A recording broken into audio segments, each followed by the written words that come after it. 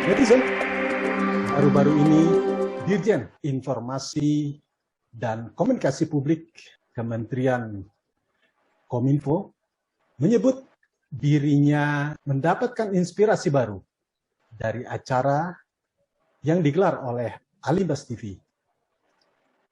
Hal itu disampaikan Dirjen IKP Kominfo pada saat diskusi virtual yang digelar Alimbas TV Kamis 19 Agustus malam yang lalu. Bersama kita sekarang ini sudah hadir Direktur Program dan Marketing Alimbas TV, Mas Wahyu Triyono, yang akan kita mintakan pendapat dan responnya atas pernyataan Dirjen IKP tersebut. Mas Wahyu, apa kabar ini? Baik. Alhamdulillah. Ya, Mas Wahyu. Ya. Kemarin malam, Kamis malam, digelar acara diskusi virtual oleh Alimbas TV dan Dirjen IKP hadir dalam acara tersebut. Menariknya, di closing statement Dirjen IKP itu menyebut bahwa beliau terinspirasi dengan acara virtual diskusi yang digelar oleh Alimbas TV. Apa respon Mas Wahyu? Tapi sebelumnya Mas Wahyu, kita lihat dulu cuplikan dari pernyataan Dirjen IKP ini. Oke. Kita sekarang masuk pada sesi yang di penghujung. Silakan Pak Dirjen untuk menyampaikan closing statement-nya. Ya, Bang Hadi, Dr. Del, Bang Joni, Bang Amru, dan Adinda Serasi, terima kasih banyak sekali masukan, support, dan dukungan kepada saya. Dan yang terpenting saya menjadi terinspirasi dengan pikiran dan pembicaraan kawan-kawan semua di sini, tadi dari Bang Joni, kemudian Dr. Del, dan teman-teman lain menyebutkan tentang edukasi, kemudian persuasi, dan kritis. Saya jadi punya ide, sebuah jargon kira-kira komunikasi yang menghidupkan, kira-kira seperti itu, karena dengan mempersuasi, dia akan menggerakkan kita. Kemudian dengan edukasi, dia akan menghidupkan intelektualitas kita. Dengan kritis, dia akan menghidupkan perubahan di dalam diri kita. Hindari sedapat mungkin, seperti dikatakan Bang Joni, komunikasi yang sifatnya represif. Karena komunikasi yang represif adalah komunikasi yang menakut-nakuti, bahkan komunikasi yang mematikan. Dalam konteks melakukan komunikasi yang menghidupkan atau memberi harapan atau membangun harapan, bukan komunikasi yang menakut-nakuti, bukan komunikasi yang membuat kita malah frustrasi. Tentu saja saya menyambut baik ide ataupun ajakan Bang Triyono tadi, juga Bang Amru, dalam kita berkolaborasi. Kami di Kominfo terbuka sekali untuk bekerja sama dengan siapapun, dan pasti nomor satu adalah kami atau KMI di Medan dulu. Karena saya berasal dari sana, saya mendapatkan pendidikan di sana, saya bisa seperti sekarang ini tentu saja karena Medan, karena itu saya menulis buku tentang Medan, dan kedua karena itu HMI. Saya menulis di buku di bawah di bawah apa itu? Rindang Pohon Seri. Pohon Seri itu intelektualitas, kebiasaan membaca saya adalah jasa besar HMI. Saya mengatakan, saya lupa siapa yang mewawancarai saya. Lama-lama saya ingat, Bang Bibi. Itulah yang mewawancarai saya ketika saya ingin LK1, dialah yang bertanya berapa banyak buku yang kau punya.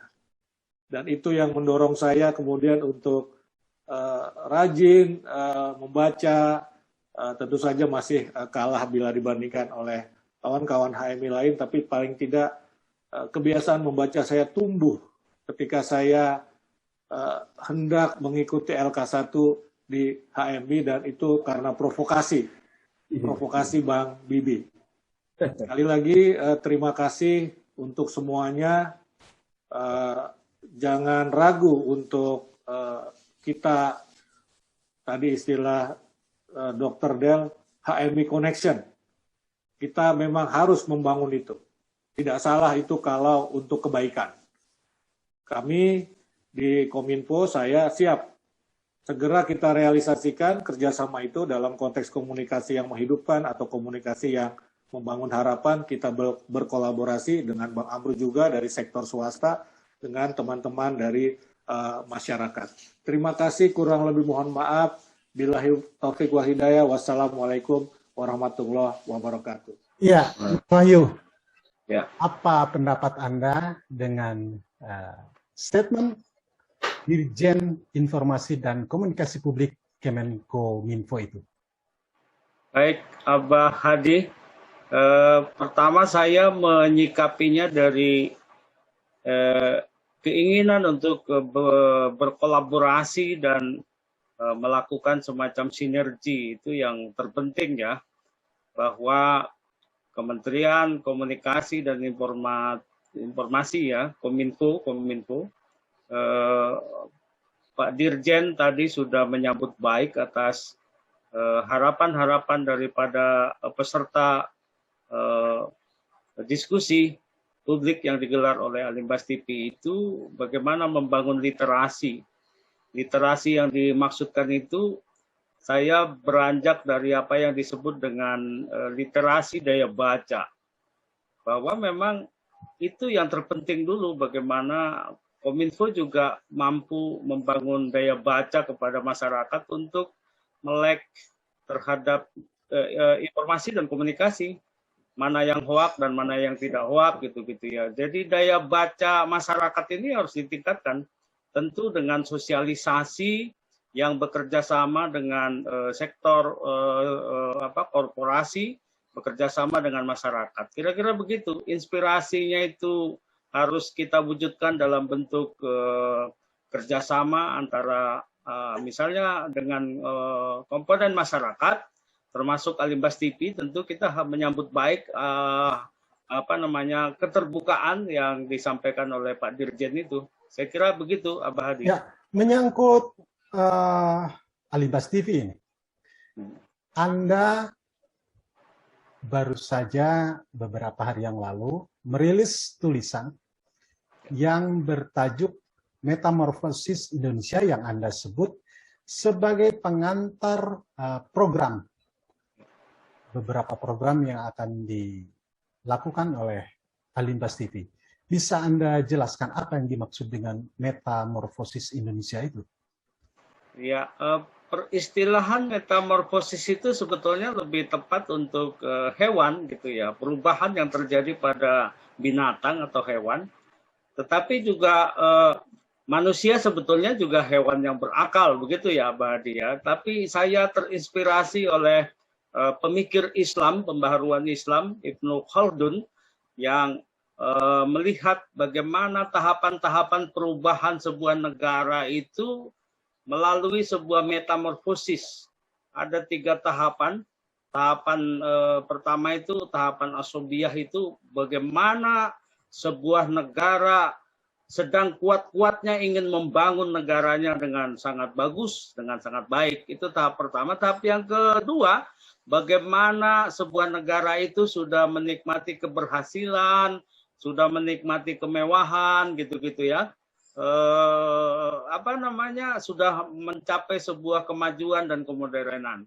Dan tahap yang ketiga, kata Ibnu Khaldun, itu adalah tahap di mana negara tersebut sudah mulai memasuki era kehancuran karena sudah lupa saking sudah mewahnya, saking sudah modernnya, sehingga lupa dia masuk kepada tahap kehancuran. 3 tahapan metamorfosis sebuah negara itu saya terinspirasi dari apa yang dikemukakan oleh Ibnu Khaldun.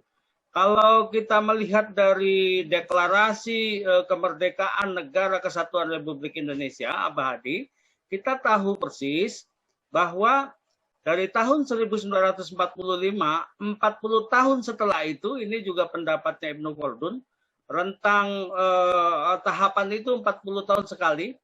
Jadi tentu di tahun 1985, bangsa Indonesia pada waktu itu juga masih dalam posisi yang tertinggal, masih banyak daerah-daerah yang belum menjadi kota-kota, masih terisolir gitu-gitu ya, masih primitif kalau pakai bahasanya Ibnu Khaldun, belum menjadi kota-kota mercusuar, kota-kota metropolitan seperti sekarang ini gitu-gitu ya. Dan negaranya sedang kuat-kuatnya untuk membangun sebuah ideologi kebangsaan. Sebagaimana pada waktu itu kita tahu Pak Harto pada tahun 1985 itu menetapkan satu ideologi tunggal, Ajas Pancasila, baik untuk organisasi kemasyarakatan maupun untuk organisasi politik atau partai politik. Itulah dia tahap yang kita lalui, dan masih menurut Ibnu Khaldun, kalau kita mengikuti teori dia tentang teori perubahan sosial Ibnu Khaldun ini adalah nanti di tahun 2025, artinya kalau pemilu secara serentak nanti berlangsung di tahun 2024, kita sudah memiliki presiden baru. Pada saat itu Indonesia sudah memulai memasuki era kemajuan, era kemodernan, era kemewahan, kira-kira begitu ya. Era-era itu dinikmati oleh bangsa Indonesia dengan beberapa indikator pendukung yang disebut dengan Indonesia sedang menikmati bonus demografi. Dan itu berlangsung sampai tahun di mana di tahun 2045 atau 100 tahun Indonesia merdeka, bangsa Indonesia pada waktu itu mencapai 100 tahun Indonesia merdeka atau Indonesia emas. Masih dalam mudah-mudahan kita bisa menyaksikan itu, bisa menikmati bagaimana Indonesia dalam kondisi yang betul-betul makmur, maju, baldatun thayyibatun warabun ghafur itu.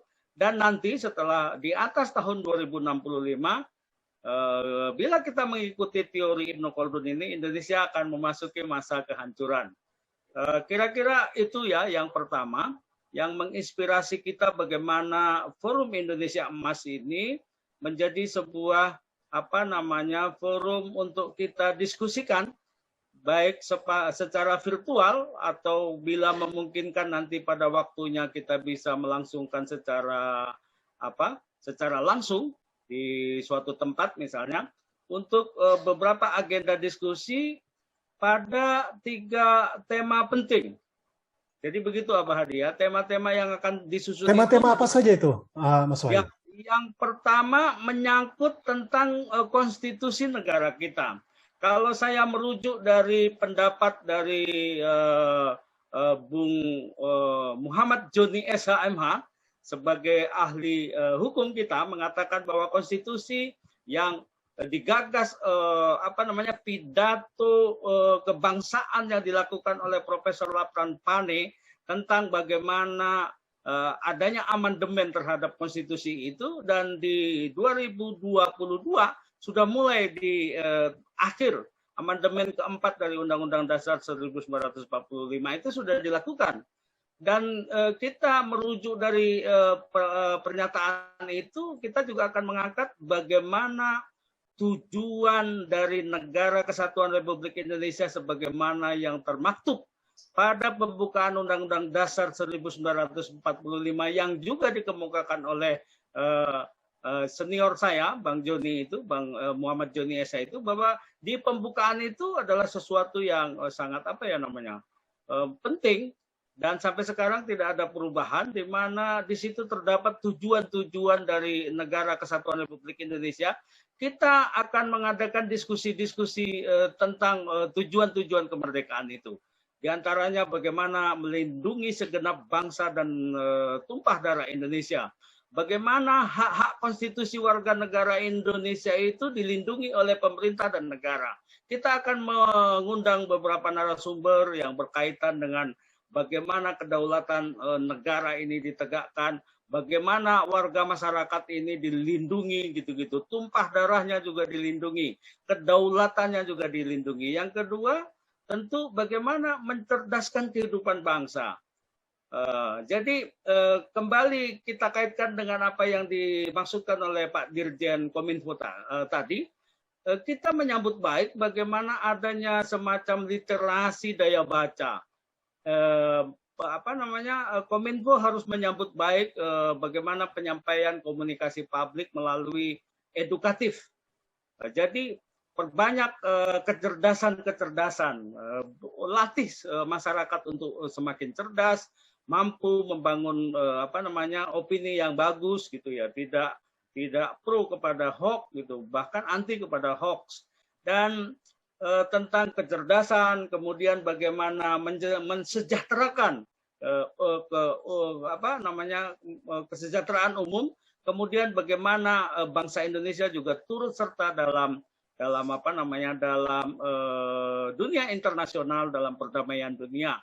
Bagaimana ini kita akan mendiskusikan tema-tema itu tentang perubahan dinamika global, dinamika dunia, baik tentang pandemi, baik tentang keamanan di Timur Tengah, bagaimana perubahan negara-negara di Timur Tengah, di Afghanistan gitu-gitu, atau di tempat-tempat yang lain. Kita juga akan mendiskusikan hal-hal itu berkaitan dengan keadilan, tentang kemerdekaan, tentang hak azazi, tentang bagaimana hak-hak warga masyarakat seluruh dunia itu memiliki kesamaan, tidak terjajah, kira-kira begitu. Dan itu tema pertama yang kita bagi tentang yang berkaitan dengan tujuan-tujuan Negara Kesatuan Republik Indonesia. Yang selanjutnya yang lebih terpenting adalah di konstitusi kita itu dinyatakan bahwa Indonesia adalah negara hukum. Artinya bahwa kajian-kajian kita tentang hukum itu bukan hanya sekedar urusan untuk menegakkan hukum. Jadi kira-kira begitu ya, Pak Hadi ya. Bukan hanya kita akan mendiskusikan hal-hal bagaimana penegakan hukum yang dirasakan tumpul ke atas tajam ke bawah itu gitu ya, yang tidak adil. Bukan hanya sekedar itu, tetapi hukum itu tidak hanya sekedar adil, tetapi memberi manfaat sebesar-besarnya bagi warga masyarakat bangsa Indonesia. Tema yang kedua itu berkaitan dengan hal-hal yang seperti itu. Bagaimana keadilan hukum ditegakkan, bagaimana konstitusi kita, bagaimana regulasi-regulasi kebijakan yang mengatur untuk misalnya demokrasi kita, politik kita, gitu-gitu ya. Adil atau tidak kita berdemokrasi, adil tidak kita dalam berekonomi gitu ya, adil tidak kita dalam hal seluruh sendi-sendi kehidupan berbangsa dan bernegara. Dan tema ketiga yang akan kita diskusikan di forum Indonesia Emas, kita menyebutnya sebagai literasi diskusi forum Indonesia Emas, itu adalah tema tentang Indonesia sebagai negara kesejahteraan. Bagaimana masyarakat Indonesia tidak boleh, dia selain tidak boleh bodoh, dia juga tidak boleh lapar. Dia harus punya pekerjaan. Tidak ada lagi penduduk Indonesia yang tidak memiliki mata pencaharian atau pekerjaan gitu-gitu ya. Tidak boleh miskin dan tidak boleh sakit. Kalau dia sakit, dia bisa berobat dan dilayani oleh fasilitas kesehatan yang baik. Dia kalau tidak mampu bayar harus dibayar oleh negara gitu-gitu. Kita akan mendiskusikan hal-hal tentang welfare state itu. Jadi 3 tema penting itulah Abah Hadi yang akan kita susun secara berkala menjadi diskusi mingguan yang akan menghadirkan para narasumber yang cukup kompeten, yang cukup kredibel untuk membicarakan itu. Selain kompeten juga punya kemauan untuk membangun literasi, dan harapan saya sebagai Direktur Program dan Marketing Alimbas TV tentu ajakan Pak Dirjen untuk beliau mendapat inspirasi itu, mari kita berkolaborasi. Bagaimana ini bekerja sama secara baik, bisa bersinergi dengan seluruh komponen potensi anak bangsa untuk membangun literasi daya baca, literasi IT teknologi melalui misalnya ini Alimbas TV ini adalah literasi teknologi yang semakin maju sehingga kita berkomunikasi Masuk lebih dari luas. bagian literasi digital gitu maksudnya. Yes, literasi digital. Dan terakhir tentu adalah bagaimana ini bisa membangun literasi finansial. Ini bisa memberi manfaat ekonomi untuk banyak orang, menginspirasi banyak orang, memberikan jalan bagi orang untuk cerdas. Dia selain cerdas, dia juga memiliki kemampuan untuk mendapatkan pendapatan sehingga dia makmur. Saya kira begitu, Abah Hadi. Ya, Mas Wahyu, salah satu tantangan besar yang sudah beberapa dekade ini terus dientaskan oleh pihak pemerintah, bahkan baru-baru ini Pak Jokowi memberikan semacam instruksi kepada Pak Wapres untuk menangani stunting, untuk memimpin penanganan ini. Apakah stunting juga menjadi isu-isu, menjadi tema yang akan masuk dalam diskusi-diskusi di Alimbas TV? Jadi kalau kita urai dari 3 tema penting tadi itu, dari bagaimana tujuan negara kesatuan Republik Indonesia, bagaimana Indonesia itu sebagai negara hukum, bukan sebagai hukum sebagai panglima, bukan politik atau ekonomi, kemudian welfare state. Inti dari semua 3 tema itu sebetulnya soal kesejahteraan. Jadi kalau soal stunting, kemudian gizi buruk, bagaimana peningkatan ketahanan pangan, bagaimana anak-anak tidak boleh kekurangan gizi, itu adalah urusan kesejahteraan. Justru ujung dari semua diskusi itu adalah bagaimana memberi manfaat bagi kesejahteraan masyarakat, terutama bagi generasi-generasi yang saat ini kita menikmati apa yang disebut dengan bonus demografi. Tentu anak-anak kita tidak boleh dalam posisi yang kekurangan gizi atau mengalami stunting. Apalagi Abah Hadi, dalam posisi kita yang sedang COVID-19 ini, diprediksi bahwa akan ada semacam ledakan baby boom. Jadi ada ledakan kelahiran-kelahiran yang semakin banyak di masa pandemi ini karena orang di rumah. Kemudian kalau sering di rumah tentu akan bergaul dong dengan suami istri. Lebih rajin di masa pandemi ini ya? Iya, jadi produktif dia sehingga selain kita menikmati bonus demografi, karena pandemi ini kita juga mengurusi urusan-urusan balita-balita yang tidak boleh kekurangan gizi dan stunting. Jangan sampai bayi-bayi yang dilahirkan di masa pandemi ini kurang gizi karena ekonominya buruk, gizinya buruk, sehingga dia stunting. Kira-kira begitu ya. Ya. Dan, selain berkolaborasi dengan pihak Kementerian Kominfo, apakah ada pihak-pihak lain yang akan diajak untuk berkolaborasi, pihak swasta misalnya? Ya, tentu pihak-pihak yang dalam hal ini kita tidak bisa melepaskan itu dalam konsepsi administrasi publik ataupun administrasi negara. Dikenal ada tiga potensi yang harus bekerja sama dalam dunia negara modern itu. Pertama pemerintah atau negara, yang kedua di sisi yang keduanya itu adalah masyarakat. Yang ketiga adalah corporate. Bagaimana ketiganya ini bisa bekerja sama? Selain Kominfo di pemerintahan, kita bisa bekerja sama dengan Kementerian Desa, Kementerian Dalam Negeri, kemudian dengan lembaga-lembaga negara lain seperti KPAI, kemudian Komisi Penyiaran, dan yang lain ya.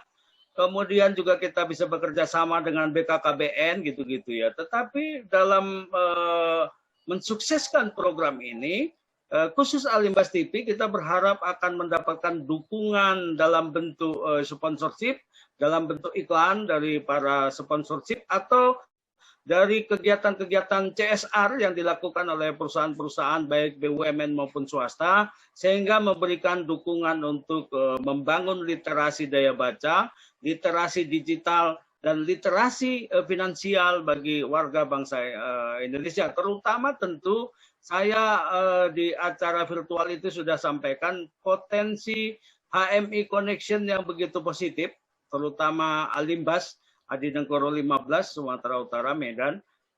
Tentu untuk HMI dan KAHMI seluruh Indonesia dan semua HMI dan KAHMI yang ada di mancanegara akan memberikan dukungan untuk membangun literasi daya baca, literasi digital, dan literasi finansial. Artinya kita juga akan menyentuh hal-hal yang sifatnya entrepreneurship.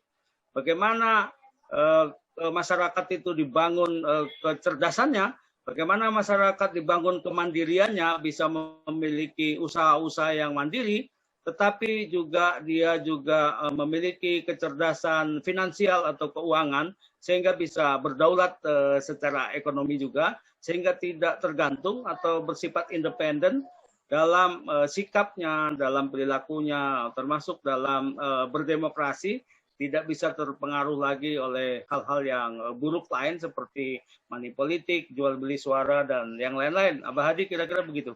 Oke, baik. Jadi kesimpulannya, forum diskusi Forum Indonesia Emas ini akan berlangsung setiap minggu, begitu? Ya, kita akan agendakan setiap minggu, dan mungkin kalau 1 tahun itu ada 58 minggu ya, mungkin kita akan susun secara berkala 18 episode secara rutin, akan kita hubungi para narasumber, akan kita mulai sesegera mungkin, dan harapan saya tentu semua pihak yang bisa berkolaborasi dan bersinergi dengan kita untuk membangun literasi daya baca tadi, literasi digital dan literasi finansial itu bisa memberikan dukungan, baik dalam bentuk dukungan program, dukungan dukungan literasi untuk sebagai pembicara, narasumber, dan dukungan finansial tentu yang terpenting, sehingga program-program yang layak tayang, program-program yang menginspirasi dan mengedukasi masyarakat itu bisa dinikmati oleh warga masyarakat bangsa Indonesia. Dan tentu saya mengucapkan terima kasih kepada Bapak Usman Kansong yang sudah membuka secara lebar bagaimana bisa bersinergi dan bekerja sama serta berkolaborasi dengan semua pihak, terutama kepada HMI dan alumni HMI, untuk membangun program secara bersama-sama. Tentunya akan kita bicarakan dan kita diskusikan dengan kertas-kertas kerja di masa yang akan datang. Kira-kira begitu, Abah Hadi. Baik, terima kasih atas sejumlah informasinya, Mas Wahyu. Selamat dan sukses terus Alimbas TV. Ya, netizen, nantikan program-program diskusi yang akan ditayangkan Alimbas TV dalam Forum Indonesia Emas yang akan digelar setiap minggu. Jangan lupa, hanya di Alimbas TV. Anda telah menyaksikan sekilas info dari Alimbas TV. Nantikan informasi-informasi menarik lainnya hanya di Alimbas TV yang didedikasikan oleh alumni HMI Cabang Medan untuk merdeka mencerahkan bangsa. Terima kasih.